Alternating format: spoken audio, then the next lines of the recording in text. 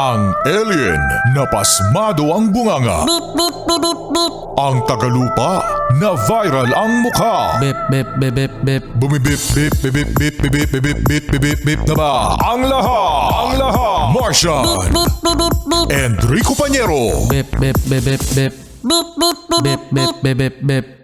Bip, bip, bip, bip, bip. Titilaok!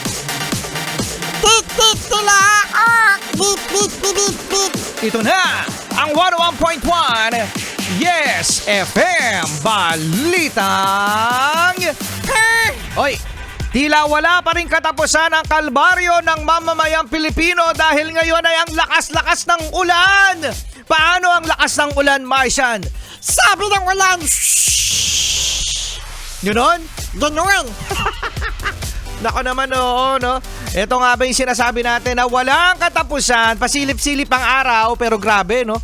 May mga kulog at kidlat na nararanasan ngayong umagang ito. Alam nyo naman mga yes friend, kapag umaga pa lang, maulan na, malamang sa malamang, hanggang hapon yan. Pero sana tumigil na, At dahil sa walang katapusang pagbabaha din, na nararanasan ng mga yes friend natin na nasa mababang lugar,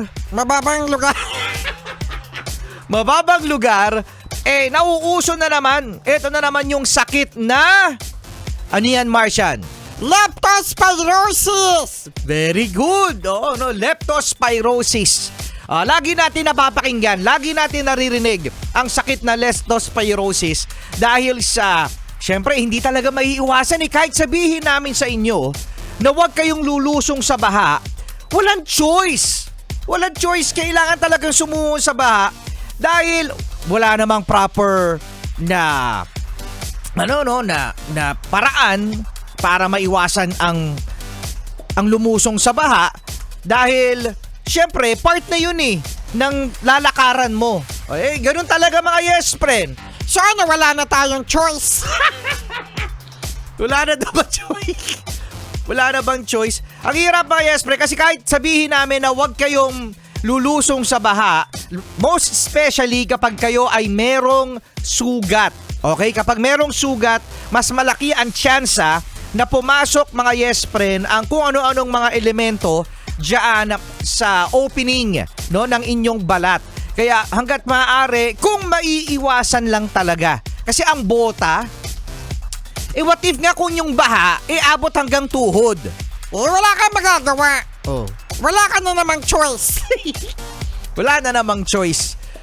Kaya if ever lang mga yes friend na lumusong sa baha, ang inyong sarili, ang inyong kasama sa bahay, obserbahan ang inyong pakiramdam. Yun na lang mga yes friend. Obserbahan ang inyong pakiramdam kapag kayo ay lalagnatin na, kapag may masakit sa inyong katawan, parang trangkaso. Okay, make sure na wag niyong tiisin. Wag niyong patagalin. Magpa-check up agad dahil kahit sabihin namin na wag tayong lumusong sa baha, hindi talaga maiiwasan yan. Kasi nga, Martian, Wala kang choice. wala kang choice. Wala tayong choice dahil eto na nangyayari na talaga. Ang pagbabaha kahit naman last year, Last year. last year,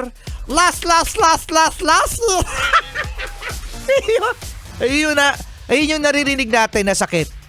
Leptospirosis. Saan ba galing? Bakit pa nagkakaroon ng leptospirosis, Martian? Saan ba galing yung sakit na yan? Di sa daga. Pagsabihan mo nga yung daga. Ay, sa mga daga dyan. Huwag kayo kung saan wiwiwi. Kasi sa wiwi ng daga yan Kaya nagkakaroon ng mga masasamang elemento sa tubig baha. Tapos syempre, kung saan-saan naman na galing yung baha na yan. At sa mga bata, yun yung mga bata na ang sarap sukurutin sa singit. Kapag sinabi mong, huwag kang maliligo dyan. Aba, naligo. Kapag sinabi mong bawal, ayun ang gagawin ng mga bata. Yung mga bata na yan. Siya, tamang patnubay na lamang mga yes friend. Kasama nyo pa rin Enrico Pañero. At Martian the Cute. Dito sa Yes FM. Charlie!